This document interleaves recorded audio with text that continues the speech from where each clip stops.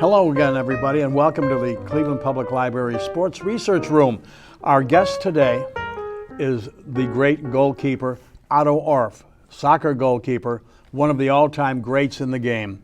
And our date is August 20th, 2019. Otto Orff is now 55 years old. Many of us remember him from 30 years ago or more.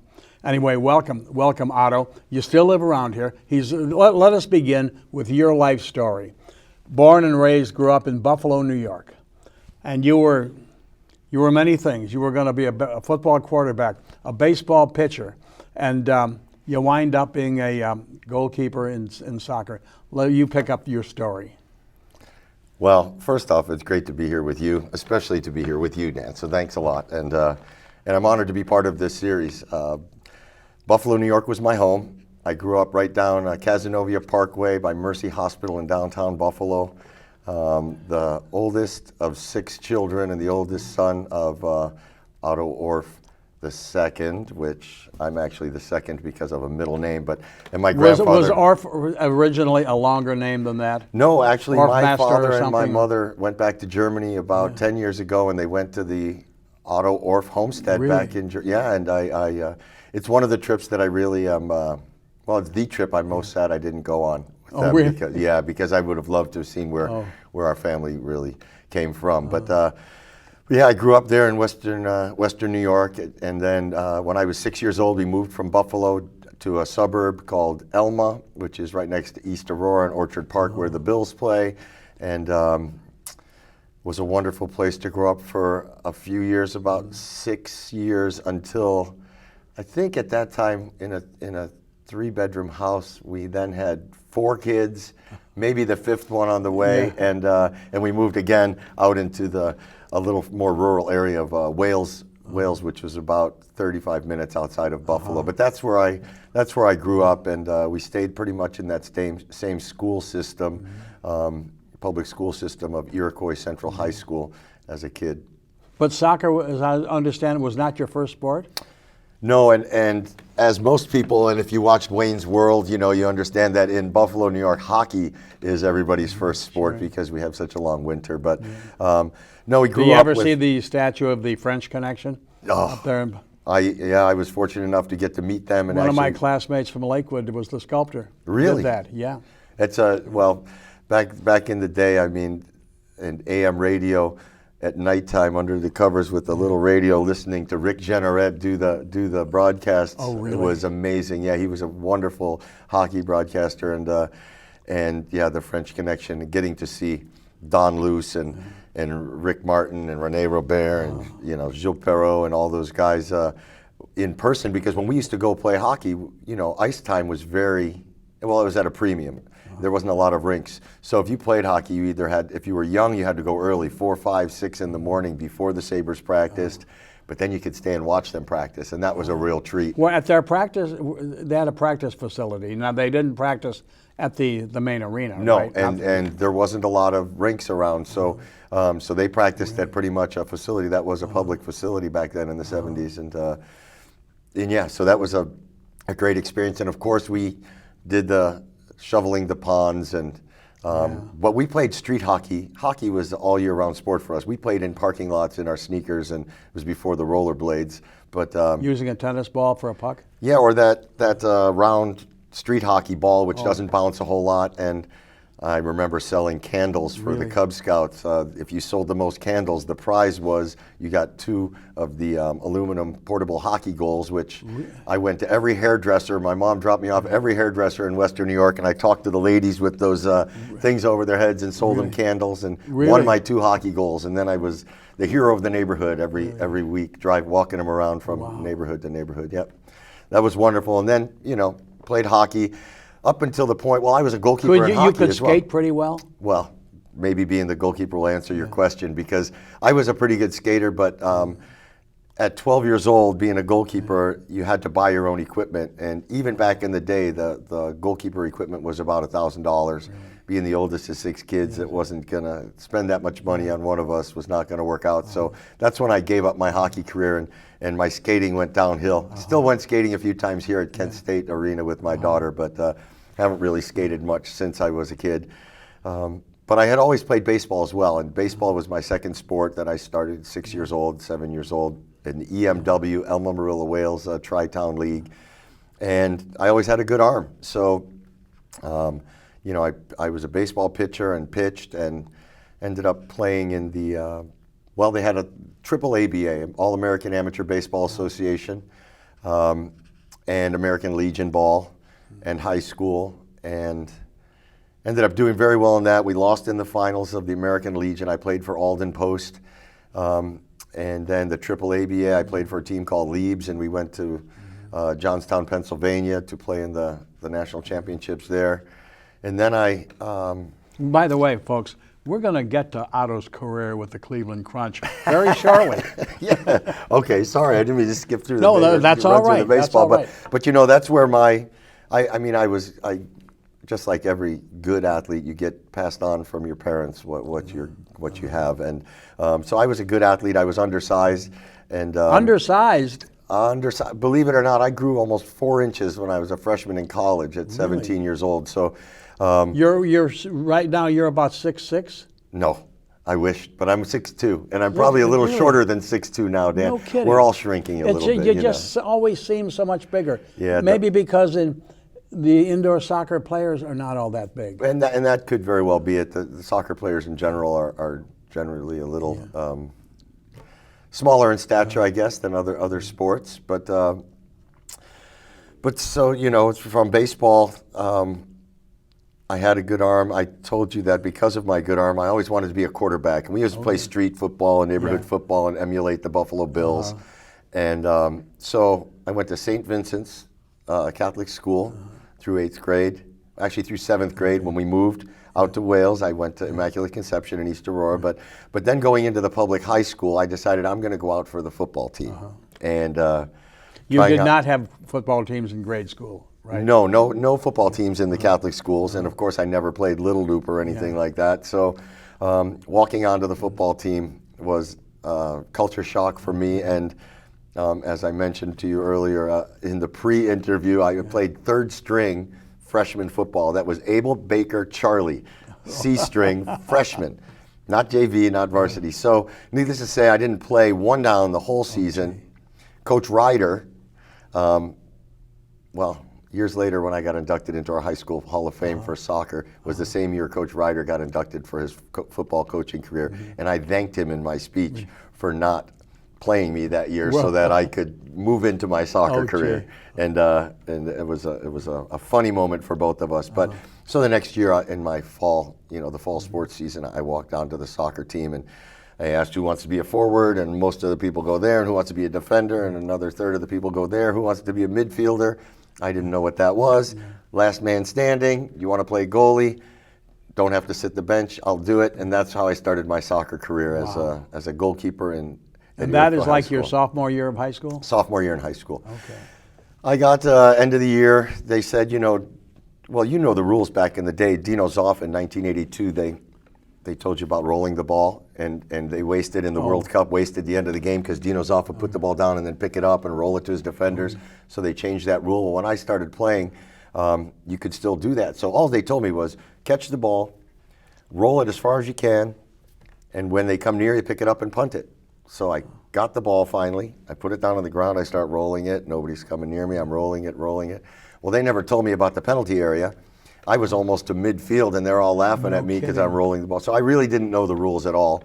But if you're rolling the ball, that's handball outside the box. They could have told me that, So anyway, I got most improved player my sophomore year. At the end of my junior year at the banquet, the coach announces, can you imagine how bad this guy was when he started? He's going to get most improved player 2 years in a row. And Coach Bud Woodruff. And then my senior year, I got the most valuable player and went on to the next year to the University of Buffalo and walked onto the soccer team there. Played baseball for a year at Buffalo, and I also played soccer for You were a 2 pitcher. seasons. Did you have a curveball? I had a curveball. I did. Actually, my fastball wasn't real fast. It was high 80s. My curveball broke a lot, but it wasn't real sharp. I threw more of a tailing fastball, which I think was probably my best pitch because of three-quarter arm delivery. Could but, you hit? No. Okay. And it's strange because I don't remember actually in college, the pitchers didn't hit. Okay, right. We didn't hit. So I mean, as a youth, I thought I could hit, but I played pitcher and shortstop, and you had to hit. But I don't know that I was ever a great hitter, so I won't claim that. Okay. Now by the time you're a sophomore in high school, now your sport has now been established as soccer goalie. Correct. And now you're going to college, University of Buffalo. Yes. And you're there, you wind up playing on 2 varsity teams, soccer and also baseball. Baseball's back in the picture. Correct. It was, well, I really thought that's what I was going to do. I really thought there was only 2 freshmen that made the varsity team. It was a Division I sport back then in 1981. It's well before the, SUNY at Buffalo was in the MAC. And this baseball was Division I. Correct. Soccer was Division III. Baseball was. So you were playing Division I baseball. I was actually, and my catcher Tim Kraska, he was a catcher ever since I was 6, 7 years old, all the way through the minor, the youth leagues, then Triple ABA, then American Legion, high school and college, and we go to class reunions. He never lets me forget that.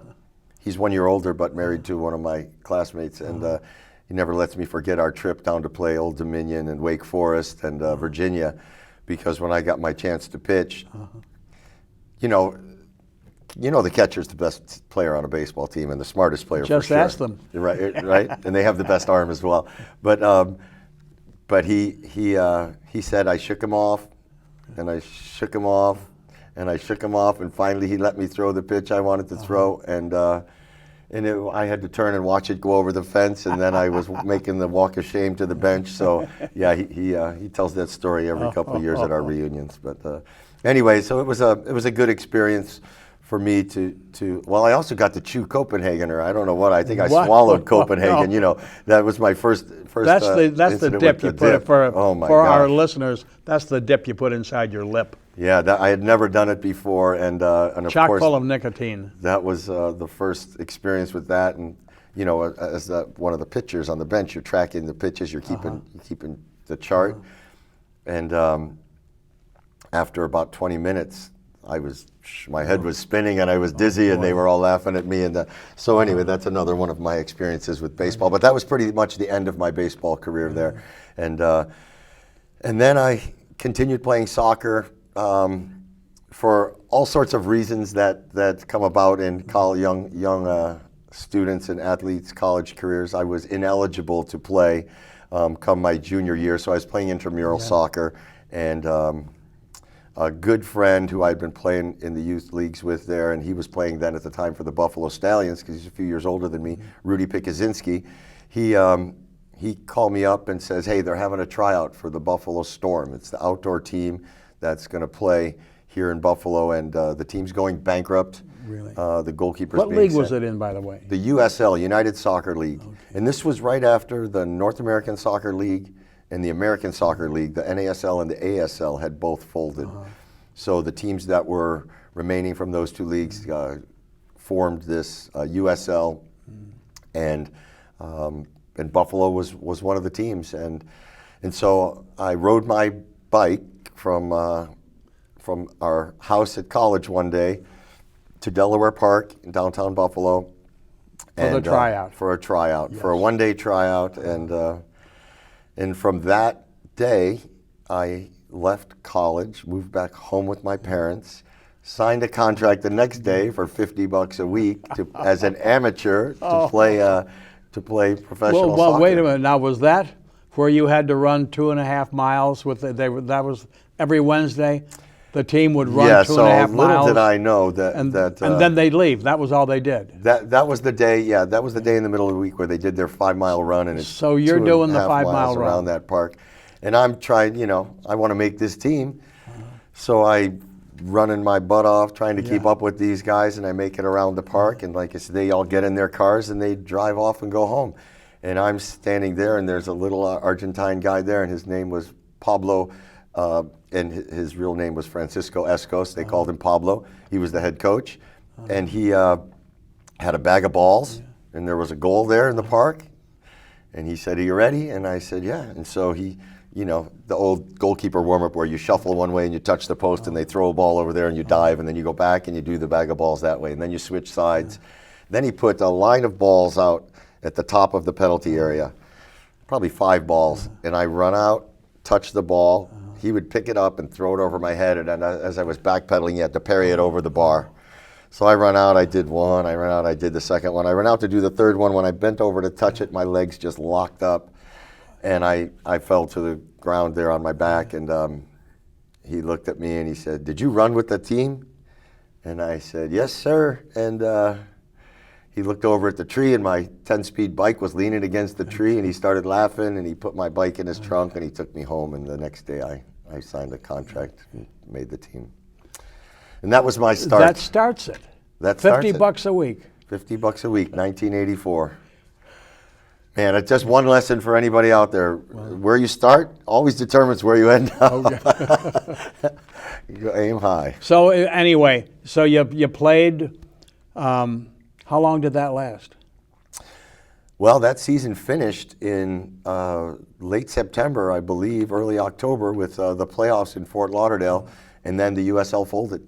And so that league was done. So that was the first league you put out of business. That's right. That's right. And the first team in a long string of them. I'm gonna, I see that as your career went along, you played for teams in Buffalo, Columbus, Ohio, Fort Wayne, Indiana, Toronto, Canada, San Diego, California, and Orlando, Florida.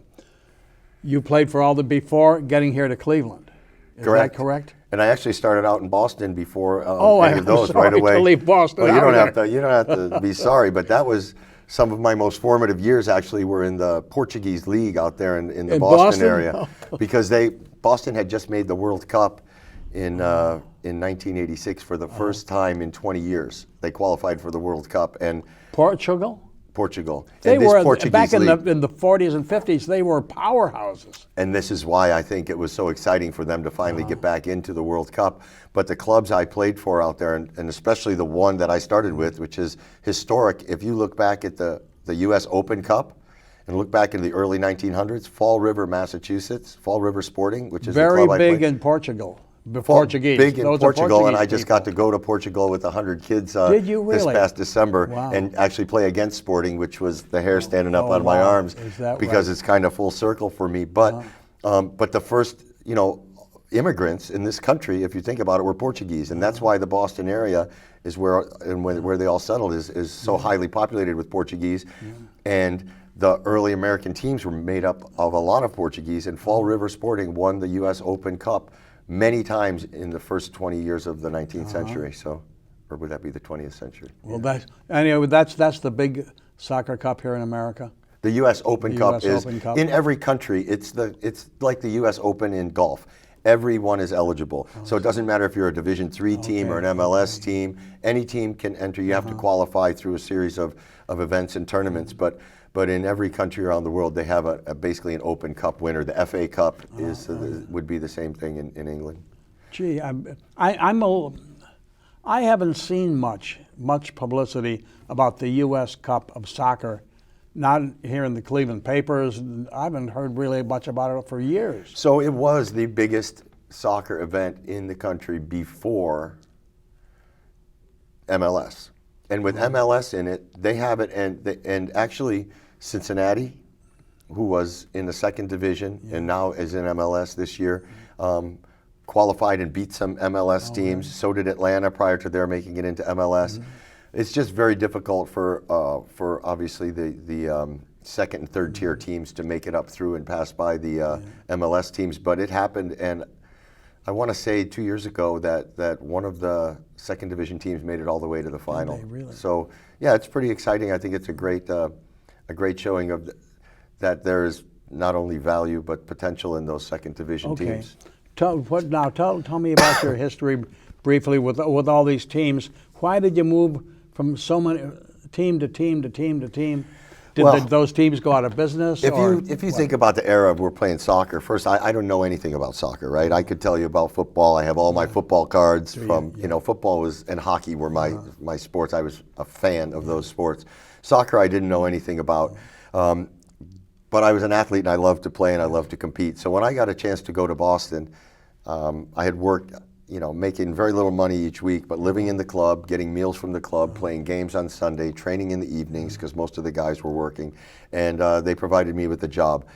I learned more about the game of soccer from the Portuguese and the Portuguese fans. I mean, these people would work in the Prince Spaghetti factory over there in Lowell, or on the boats in New Bedford and in Fall River and Tiverton, Rhode Island. But they would come out on Sundays in droves as families right after church to watch the game. Soccer was part of their blood, and they'd all have their shortwave radios, be listening to their team from back in Portugal while they were watching our games. The meals, the food, the seafood, everything. Soccer is part of their life and their culture, and for me it was something completely foreign. I got to live with a Boca Juniors star who was in his late 30s, past his prime, and a Portuguese guy, Ildeberto Ponte from Portugal. And it was, like I said, for me, there was a translator for me. Everybody spoke Portuguese on the team except for me. And so I learned a little bit of left, right, forward, back, you're alone, give me the ball, those kind of things. A couple of years there. And, they said soccer players were gypsies in that period of time. And if you think about it, you had to be, because if you wanted to make a living at the game, either you were really good and you were making the top money on each team, a couple of guys, or you had to go play outdoor soccer in the summer, indoor soccer in the winter, outdoor in the summer, indoor in the winter. Whether it was me or my luck, the outdoor teams were always there, and there's always teams that are going to pay you cash, and they had these little rooms where they had the gambling machines in, and you're a member of the club, and that's how they raised the money to pay their players. You were paid, when you say cash, you meant literally cash, not a check. Correct. Oh yeah, it was totally under the radar, and there was just a lot of pride between these Portuguese clubs.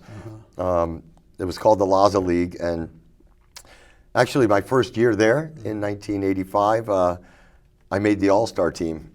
And we got to play against Porto, which was one of the best teams in Portugal at the time, and that for me was my first real international match, and I was a little bit upset that I didn't get to, the first half the Portuguese goalkeeper started. I was an American kid. At the beginning of the second half, I'm warming up during halftime thinking I'm going to play the second half. We're already losing 3-0, and I didn't get to go in, and I sat on the bench and got quite upset. I went in the last 15 minutes of the game reluctantly, and probably did something I shouldn't have done. But when I leaned against the goalpost and just in protest, and I wasn't going to block the goal. And one of my defenders yelled at me, and then he headed the ball back to me, and I caught the ball and I punted it sideways out of the stadium in protest. And probably not a great thing to do, but at 21 years old, and I was a cocky, confident. I still believe I deserved to play, but that probably was the wrong way to handle that. Anyway, needless to say, I didn't make the All-Star team again in the Portuguese League, but I was only there for a couple more years. So I went from Fall River, and then that winter, I came back to Buffalo, worked in a machine shop where I had been working prior to that, and I got a call from Columbus from another Portuguese guy who had played with us in Buffalo, Eddie Azevedo, and he brought me to the Columbus Capitals. And so that was my first indoor team, but then that folded. I went back to Boston, came back and got picked up by Fort Wayne, Indiana. So it was the Fort Wayne Flames. And these are teams in the AISA, which started in 1984. The first year of the league, I had been cut by the Canton Invaders. Oh, you took a bus down to Canton. You were already cut in Canton? I got cut in Canton. Oh, my God. So Canton, back to Buffalo to work in that machine shop, then to Boston to play for the Portuguese team, then to Columbus, then back to Boston, then to Fort Wayne, back to Boston, then to Fort Wayne again, played there for 3 winters, and then I got picked up by a team, Toronto Italia. And that's where I first came in contact with Hector Marinero, and Hector's father, a Canadian legend as a player and coach, and Hector played for Toronto Italia as well. And my mentor, who I had watched and gotten his autograph from the Buffalo Stallions, Carlos Salguero, who was an Argentine who played for Boca Juniors, and he is just a wonderful, wonderful man, a great friend, and he's been passed now for about 14 or 15 years, but he influenced me in my career immensely. And so I got to play with Carlos up there for Toronto Italia. I played for 2 years there in the summer. I finally finished my third year in Fort Wayne. I went back to Canada to play for Croatia. I got traded to Croatia, and then when I was done with that first year up in Croatia, I got my break from Fort Wayne. At the end of the season, Fort Wayne, we were a small market team, and we had not made the playoffs. And there was one of my other heroes, Zoli the goalie, Zoltan Toth. He had such bad bunions on both his feet that the holes were cut in his shoes. Really? So his bunions could have no pressure on them. And the pain got so bad for him that he couldn't walk. And so he had to have surgery right before the playoffs started in the MISL. And so Victor Noguera became the starting goalkeeper, and Ron Newman was the head coach, and they were looking for a backup goalkeeper. And so they sent their assistant coach up to Milwaukee to watch myself and Tony Pierce and Warren Lipka. The three of us were actually the three top goals against average in the league, but our two teams were not going to be in the playoffs. And they needed to pick a goalkeeper from a team that wasn't going to be in the ASA playoffs so they could go to San Diego. And the next morning, I was on a flight from Fort Wayne to San Diego. It was my first time I ever crossed the Mississippi. Really? And I flew out to San Diego, and coincidentally, my first day there was another 5-mile run from the jetty to the pier in San Diego, but this time it was on the beach. And I was just talking with somebody about this yesterday or the day before, because I had only been to the Atlantic Ocean, and you have the Gulf Stream, and when you run 2.5 miles down the beach, 2.5 miles back, you're hot and you're sweaty and you run towards that water. But when you dive in the Pacific Ocean, it's quite a different experience than it is going into the Atlantic. That water is really cold, and I thought my heart was going to stop. But that was my introduction to finally kind of making it to the bigs, as they say, in the MISL. And well, in San Diego, did you run into Zoran Karic there? And this is where I met Zoran Karic. And really, looking back at it, some of the greatest players to ever play in the United States, but also to definitely to play indoor soccer. You had Steve Jungle, Branko Segota, Hugo Perez, Kaz Dana, Julie V, Kevin Crow. You had Zoli and Victor, of course. Ron Newman, who had coached Georgie Best. Just Keith Weller, another great player, and now the assistant coach.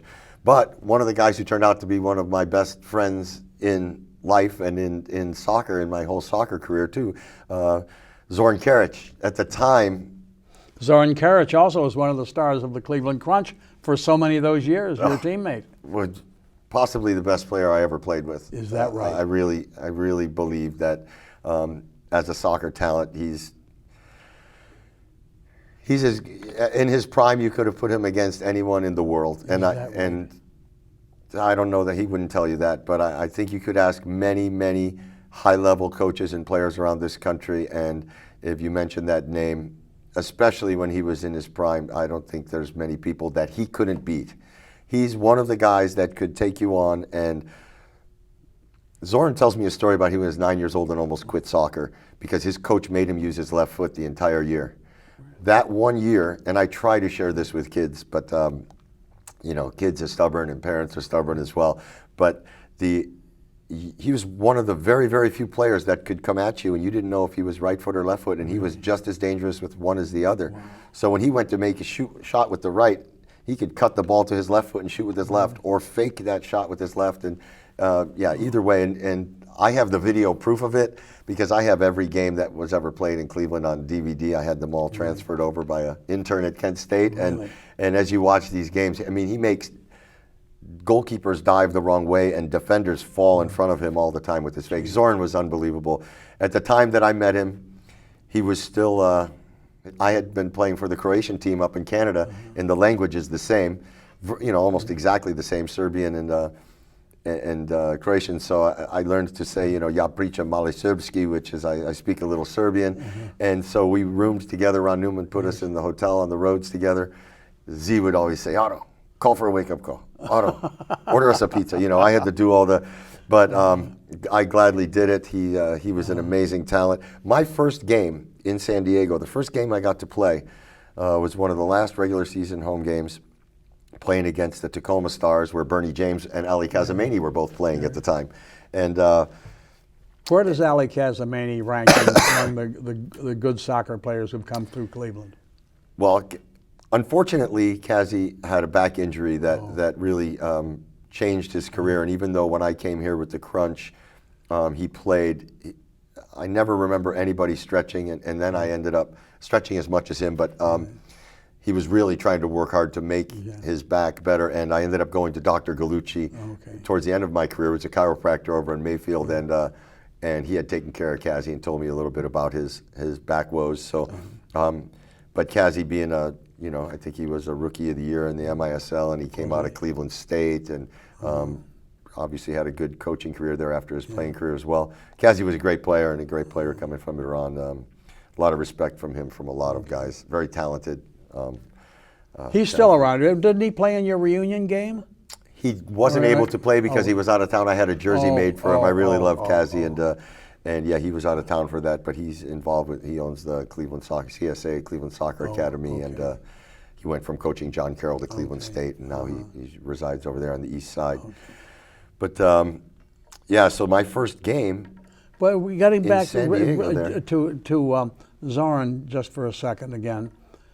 But he was so great, and yet Hector was the leading goal scorer, and he was the leading assist guy in league history. Well, what was that going on there? So I gotta tell you about that, because my first game in San Diego, all I wanted was proof that I played. I wanted the equipment bag to carry my own bag that says, because I signed 2 10-day contracts, then they finally signed me for the rest of the season, and so the equipment manager says, if we win this game, we're losing 2-0 at halftime. If we win this game, I'm going to give you that bag. In the third quarter of that game against Tacoma, you can look it up in the archives, the fastest hat trick in MISL history was scored by Zoran Karic in 1 minute and 17 seconds. Whoa. And this is in the day, indoor soccer, when we were playing here in Cleveland, the level was still pretty high. Indoor soccer nowadays has taken a couple steps downward. But MISL days, the quality of those players, they were some of the best players that have ever set foot on American soil. And for Z to score 3 goals against those goalkeepers, and I think it was Chris Vaccaro at the time, was amazing. And I got the bag, and I was, give Zoran a big hug after the game. Wow. But then, so that season ended. Zoli came back from his surgery. I was ready to go to Yugoslavia to live in the stadium in Croatia, Dinamo Zagreb, to see if I could make it as an outdoor keeper. I got the call from Haskovi. I come down to Cleveland. About a year, end of that season, actually not a full year, Zoran, the #1 scorer on the San Diego Sockers, is let go by the team and traded to Cleveland. And Z, well, I love Z, so I can say it, and he'll tell you himself. But he was hothead, man. He was fiery. They had a couple of Croatian guys that were Branko Zagoda and Steve Jungle, who were in the history of indoor soccer. They are the legends. Steve Jungle is the Lord of all indoors. So that was actually the first dynamic duo, right? Those guys played together, won the first 4 championships with the New York Arrows, then went to San Diego together and won 10 more championships. Jungle had left. That's 14 championships or so. Those guys played that long at the top level like that? They were unbelievable, and this was the last year that Jungle played that I was in San Diego in '89, and he came off the bench in a game in Baltimore. I mean, these guys, and Ron Newman as the savvy, wily coach that he was, they didn't play him hardly at all during the season. They played when they needed. All they wanted to do was make it into the playoffs, because he knew he had the players that could flip the switch. And I remember Jungle running into the corner in Baltimore, scoring a goal from virtually no angle against Scott Manning, and then the door in Baltimore, the hockey arena is like this, and the goal is here. That door opens up to let the players off the field. He scored the goal, jogged right like that, straight out the door to the locker room. We ended up beating Baltimore in that championship series. He had to be close to 40 years old. and from when I was a kid, my first games watching the New York Arrows, and they beat Buffalo every single year. Buffalo had to just 2 minutes left in the game. Jungle scored 2 goals and then scored the game-winning goal in overtime to knock Buffalo out. And he's from the beginning of his career to the end, he was unstoppable. So anyway, our Zoran, it had to be hard for him, especially knowing he was the top scorer. Serbian-Croatian thing was not a good situation through that whole era, and still to this day. Although Zoran insists to me that he always thought of himself as a Yugoslavian, not as a Serbian or a Croatian. Said that that was not important to him. And honestly, when you talk to almost all of the athletes, and they refer to themselves as sportsmen, and sports is one of the things that actually kind of wipe away the borders, but at the same time, the perception is there between the coach, between the other guys. I mean, they have a couple of card games that they play, and Rummy is one. I think it's actually Remy. They call it a little bit of an accent on it, but Jungle and Shagoda and Zoran, and they taught me to play, and the 4 of us would play. It was like an honor to sit at this table to play with these guys. Is this gin rummy or a different game? It's close. It's close to that. It's a little bit different in the way they play, but at the same time, there was no animosity between the players. It's just that Z was the new guy there, and just like when he was older, there was a defensive runner part of it, and anyway, for whatever reason, he ends up here in Cleveland, and thank God he did, right? Yeah. Because with Hector and Zoran, by the time the record books are written on the game and on their careers, you have not only the top scorer and the top assist getter, but if you look at who's second in goals in the history, it's Z. Zoran, oh really? So I mean, you can't. Just imagine if he didn't have Hector to pay. He might have been the leading goal scorer, but probably without those championships. I mean, it was a combination that very few people, everyone in Cleveland that got to go to a game has to look back and feel fortunate they got to see that era, that decade of soccer in this city. And as a goalkeeper, I mean, I had a front row seat. I got to watch it all develop from behind. The things those guys did together, the way their minds worked as one. The study of the players and the teams that we played against, and they knew the tendencies, and then at the end of the day, I mean, Zoran was somebody who could well, shoot, we tell stories. You tell them the other day. But Hector and Zoran, I think Z might have stolen it from Bronco and Stevie, but they used to play a game where they'd put a piece of tape in the corner, so like a little triangle at the top, and they had to get it in the triangle without knocking the tape off. Hector and Z, when they came to Cleveland, used to play a game in the mornings where you had to try to score a goal, but it had to hit the post and go in first. So whether it was the crossbar or the post, if you have that much precision with your, imagine the pitchers from the Atlanta Braves in the 90s, right? I mean, just picking off the corners and hitting their spots. And that gang, it's the same type of situation, except for these guys are doing it with their right and left foot. It was amazing to watch. So anyway, now. How did you wind up here playing for the Crunch? Your Crunch years were 1989 to 2002. That's 14 seasons. Yeah, and then I got to be the assistant coach. Or maybe that was 13 seasons. Yes. The assistant coach. Excuse me. Yes. And the goalkeeper, third goalkeeper that last year of the team. But so I mentioned I went to San Diego. I went back to. I was not going to get my contract renewed there because Zoltan Toth was coming back. I went up to Toronto to play for Croatia, and they had arranged a tryout for me. Not so much a tryout, but a 1-year arrangement where I would live in the stadium in Dinamo Zagreb, train with the Croatians, and try to be sold to an outdoor team in Europe. In the stadium? You mean actually at a little apartment there in the stadium? Where the other players lived on their academy program and their second team. I wasn't going to live under the stairs or anything, I hope. But I honestly don't know what that's. I had never been, and I was on my way, and so my sister was getting married September 28th, and I had a ticket to go on September 29th, and I was all ready to go. And about 4 days before, I got a phone call from Kai Hoskevy, who had been named the coach of the Cleveland Crunch that was going to come back after the year hiatus after the Cleveland Force had pulled out of the MISL. So I had, on my journey through all these teams, trying to make it as a professional, I had not forgotten about, but disregarded my student loan payments. Oh. So now I was delinquent for about 5 or 6 years on paying my student loans, and I ended up taking this opportunity to come to Cleveland, try out, went back for my sister's rehearsal and the wedding the next day, and they asked if I could postpone the trip for a week and come back for another couple of days. I came back and ended up signing a contract here in Cleveland, and well, the rest of that is history. I don't have any regrets, and definitely have been blessed and have had a wonderful career in all the things that Cleveland has, and consider Cleveland my home. But if I could do one thing, I would love to just have the ability to play that movie and see what would have happened if I would have taken a chance in Europe. Of course, I think that's every real soccer player's dream, is to see if they can make it in the best continent in the world for soccer. But anyway. And that would have been the outdoor That game was outdoor, yes. Yes. Indoor was much more suited for me, much more fun, much more involvement for the goalkeeper. My pitching arm I got to take advantage of.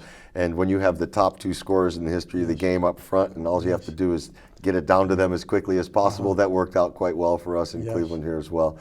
So anyway, so you signed with Cleveland. Was that the highest paying job you had at that time? It was the first time I earned any money. Really? It was really the first time I earned any money.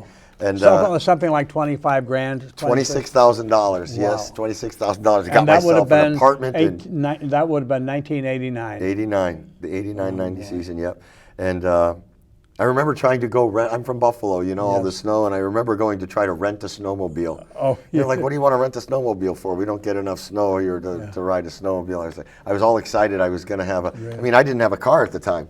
So I got myself a car, and a cheap car, a little Honda that I bought from a friend in Fort Wayne that I knew, and you know.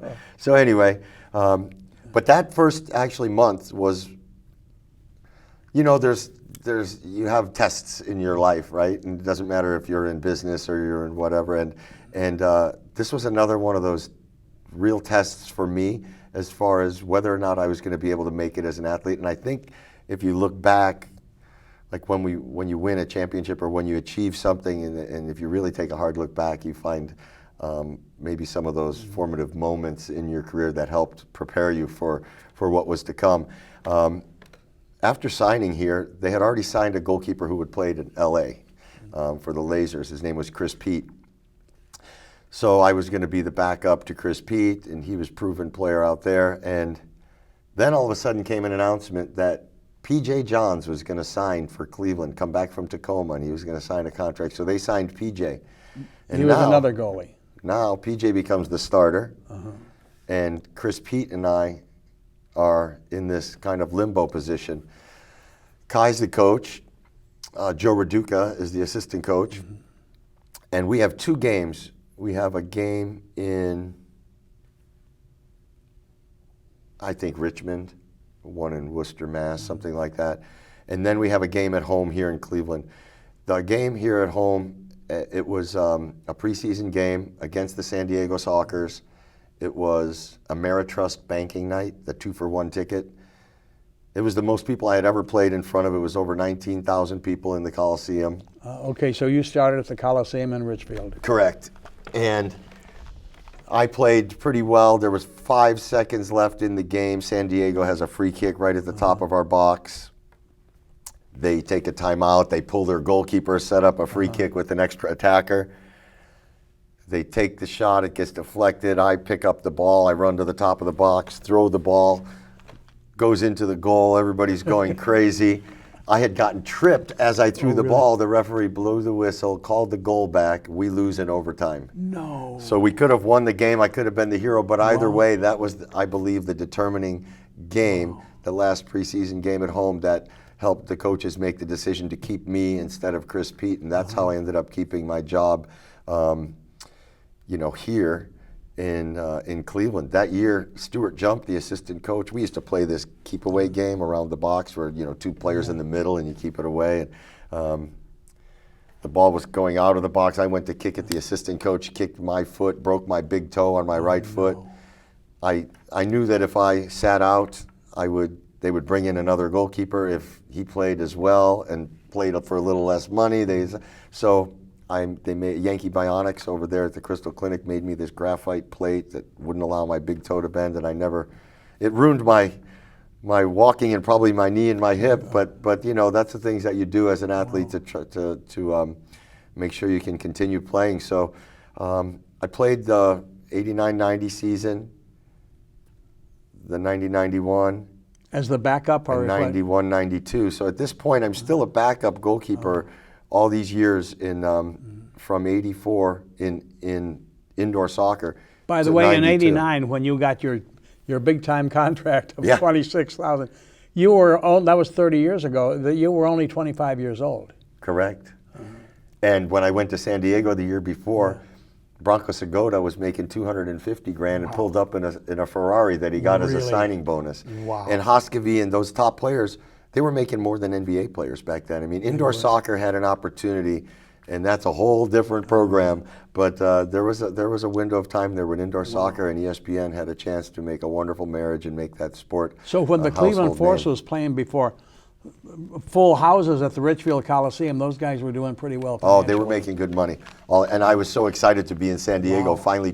My minimum in San Diego was more than I had ever made. Really?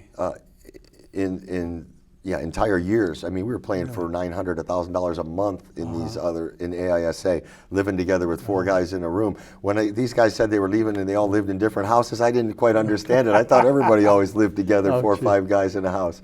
They actually had families and kids. You could afford to have kids. So it was a whole different game. Wow. But so then, when did you become the #1 goalkeeper here with the? Were you the #1 goalkeeper for their 6 straight playoff years when they won 3 championships? You were, weren't yes. you? This is so. We had gone. The second year we go to the finals against San Diego, which would have been that was the 90-91 year. Oh, and then and PJ was still the starter. I was the backup. My record the first few years here was 3-15 or 3-12 or something like that. And as a backup, I mean, you play your best goalkeeper and then you rest your best goalkeeper maybe on the second day of a back-to-back or in the road games, and so and back then our league had a union, and it was the National Football League Players Association, and all the statistics were printed and public. Wait a minute, you were in the same union as the National Football League players? John Kerr was our union rep, and is that right? It was the NFLPA. Really? And so all the statistics were published.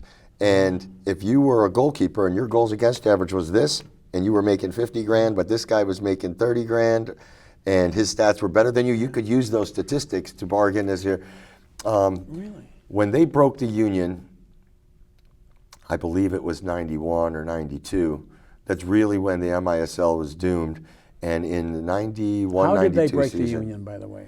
There was a couple of right-to-work states, which were Kansas and Texas, I believe. Wichita and Dallas were the two, and guys were opting not to pay the dues, and there were minimum. Like, I was super excited. If you made it as a rookie through 11 games, you were guaranteed your salary, which is unheard of in soccer at the time. I mean, it was.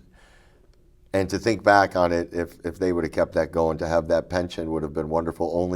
If only to get my medical woes taken care of at this time. But either way, the MISL ended up folding in 91, 92, which coincidentally was the last year of the Coliseum.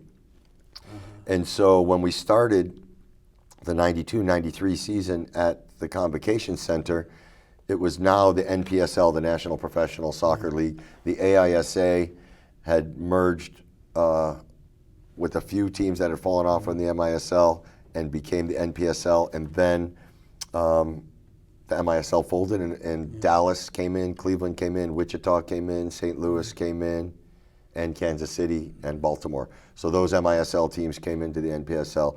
And excuse me. And so that was and that's the year PJ opted not to not to, continue playing for Cleveland, and that's how I became a starter. We went to the final series against Kansas City that first year and lost in the very last game in the championship series, and it came down to home games.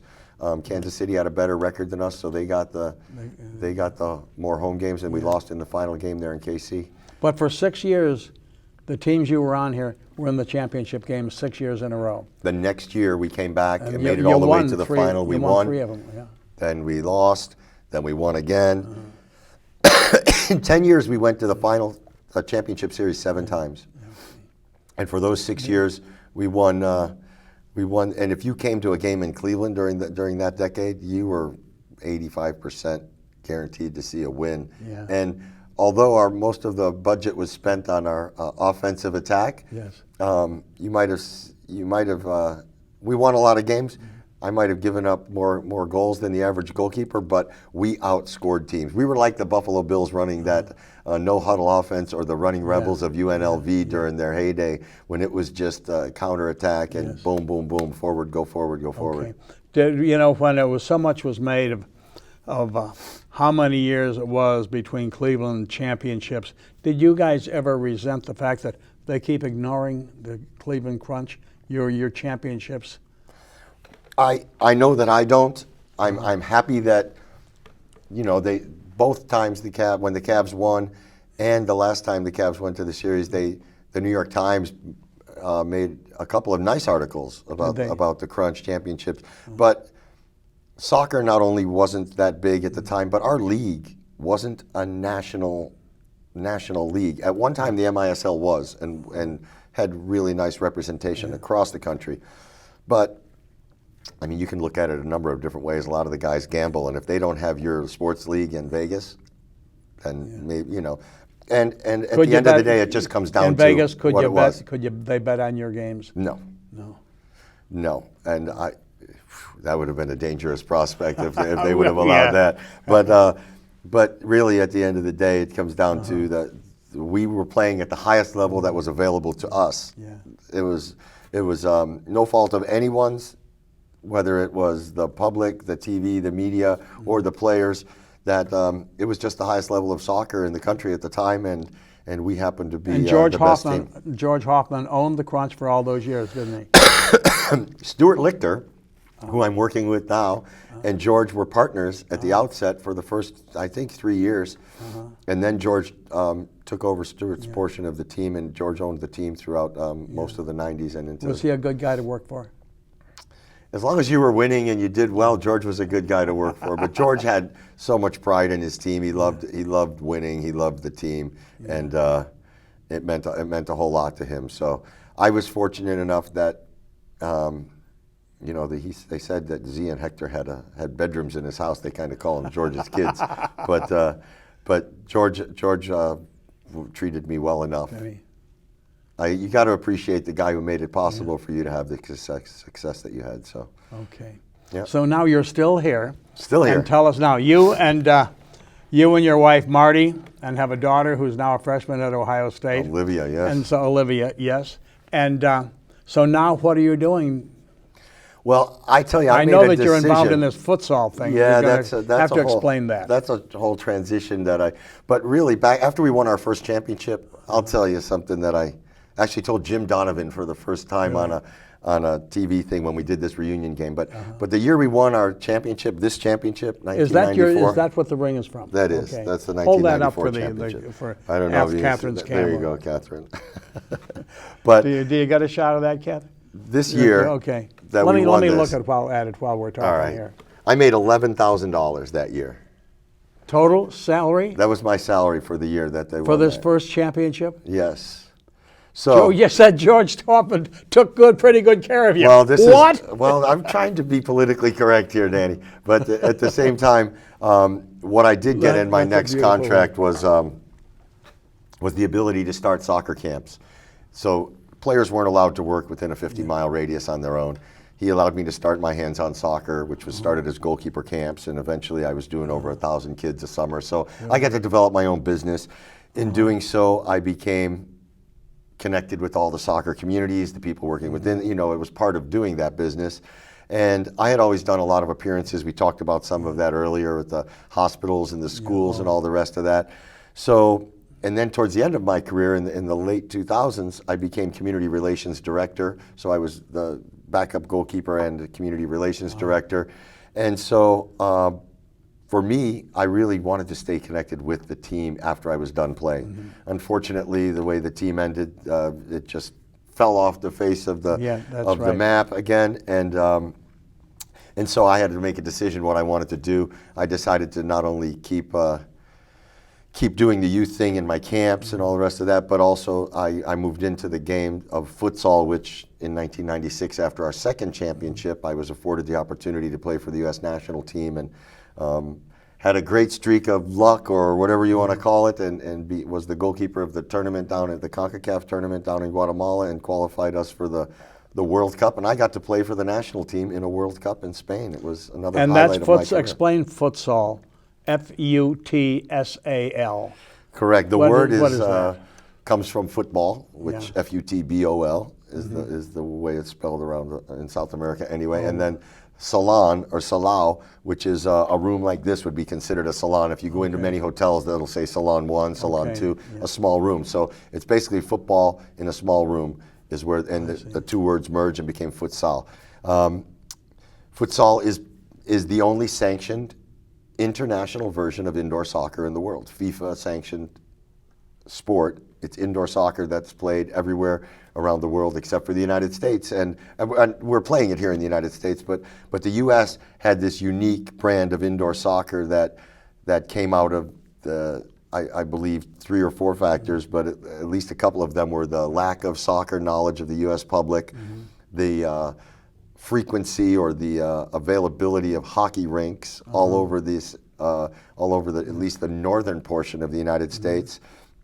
The need to play indoors, and then the action and the so the contact. Availability of these indoor venues. Right, and then they had a couple exhibition games, and the people loved it because the goals, there were a lot more goals. It was a smaller court. There was a lot of physicality, and they slowly learned the subtleties of the game, but they didn't have to come just for the soccer part of it. Are there subtle differences between futsal and indoor soccer? Futsal is a completely different sport in the fact that that's right. It's a different ball. There's no walls. So walls. You have to, if you don't pass the ball to someone, it goes out of bounds. It's the other team's ball. Imagine playing basketball and you could just throw it anywhere and it would never go out of bounds. That's indoor soccer.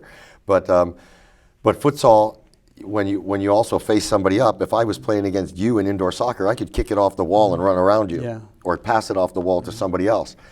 Futsal, you have to develop the ability to move your body and fake, and the creativity to go over, around, or through, or under, and so this is the reason that. And it's a little smaller ball. The ball is slightly smaller, and it's also bounce. made low bounce by putting there's a stuffing inside the bladder to keep it from bouncing, so it stays on the ground a lot more frequently. And so developmentally, it's great for kids, right? There's a premium on passing, and the ball stays at your feet, which is what you want when kids are young. You want them to get experience with their feet. They also have to develop the ability to beat people one-on-one. There's a lot of scoring. The futsal court is actually it's less than half the size of an indoor soccer arena. So there's a lot of pressure on you because everybody's closer together, so you have to learn to work in tight spaces. And it's really a refined version of street soccer. Like we were talking about playing that street hockey before, right? You didn't play with 5 guys on the side. Sometimes it was 2 against 2, and you put the goals a little closer together. Futsal is that type of a thing where all around the world, people would make their own balls out of whatever they had available to them, or take a ball and put 2 chairs down at each end and play soccer there, whether it was in a classroom, in a hallway, in a parking lot, in a street. So this is catching on around the world? It started in 1930 down in Uruguay. Really? There's been a World Cup since 1989, and the sport was. There's a book called The Talent Code where this gentleman researches pockets of excellence around the world, and he's looking at composers and surgeons and architects and why they come from. The runners in Kenya, they don't come from the country of Kenya. They come from one community in Kenya, and he decided that over 50 years the most talented artistic soccer players were coming from Brazil. So he went to Brazil to find out why, and he said he came across a sport that was like soccer in a phone book on amphetamines, and they call it futsal. Really? And the chapter in that book is about futsal. And so I got to go to Spain and play in the World Cup in '96. Spain In this futsal World in the Cup. futsal World Cup. Brazil had won in '89, '92. They won again in '96. The first 3 World Cups. In 2000, Spain won. In 2004, Spain won. They started professional league in 1989. They put it in every school in the country in the late '80s, mid '80s. In Spain? In Spain. And then, after winning 2 futsal World Cups, Barcelona, the best team in the world, tiki-taka, that crazy 1-2 touch with all those players in close proximity of the goal. Spain wins the outdoor FIFA World Cup, and they credit a lot of that to the generation of players they developed through the game of futsal. Really? Cristiano Ronaldo, Messi, Zico, Pele, Zidane, Ronaldinho, Ronaldo, all these players and countless more will tell you that when they were young, they played futsal. Imagine playing on a soccer field and you get the ball every once in a while. It's not nearly as fun as if you're playing the game of futsal and you have the ball at your feet every few seconds. And that's why kids should be playing a sport to begin with, is for fun. But not only is it fun, you get to practice and you get to try these things over and over and over and hone your skill. And futsal is, there's no argument by anybody around the world anymore that it's probably the best way to develop young soccer players. And where can we see it played here in the Cleveland area? Well, my partner and I, a Cleveland Force player, Chris Dore, when they changed the name back to the Force in the 2000s, we started leagues in 2006. And we play in Lorraine, we play at Goodyear Hall, we play in Akron. In Akron, okay. Yeah, with Strongsville. Then we do camps and clinics all around town. I'm on the U.S. Youth Futsal National coaching staff. We take kids internationally every year. We hold one of the largest tournaments in the country here every January on Martin Luther King weekend at Goodyear Hall and University of Akron and 3 high schools in Did I Akron. miss reading about it in the Plain Dealer? We got to get somebody to cover it there. Oh, then I didn't miss it. No, you didn't miss there. it. We just got. But you know Really? what? So I had mentioned to you that that Mark Cuban purchased this professional futsal league. Oh, he did? And when this futsal will be the next mainstream sport in the United States. It will when you have players like Mark Cuban and the Buss family from Los Angeles that get involved in a sport. They own the Lakers, yeah. You're the owner of the New York Nets. There's multiple NBA and NHL owners involved in this league. They see the value of it. And not only that, they see the value of it because soccer is so big in Europe, in Asia, in the Far East. They can expand their basketball reach as well by taking this sport to the futsal population across the rest of the world. So their facilities, their staffing, their marketing, everything really is just transferable from basketball or hockey to futsal, and it's an international sport, and we are becoming, whether we like it or not, we are becoming more and more international and ethnically diverse day by day, regardless of the efforts to thwart that. Well, this has been a wonderful conversation, Otto. It's been great to spend it with you, Dan. And informative, learning about this futsal and all that. Wow. I'm excited about it. We're bringing a semi-pro men's team here, and really?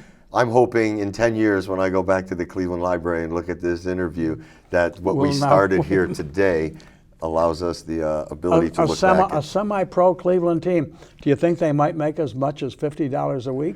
I'm hoping we're able to do that. I'm hoping we're able to do it. Oh, Otto, this has been great. Thanks very much. Thank you for having me. It's been my pleasure and honor.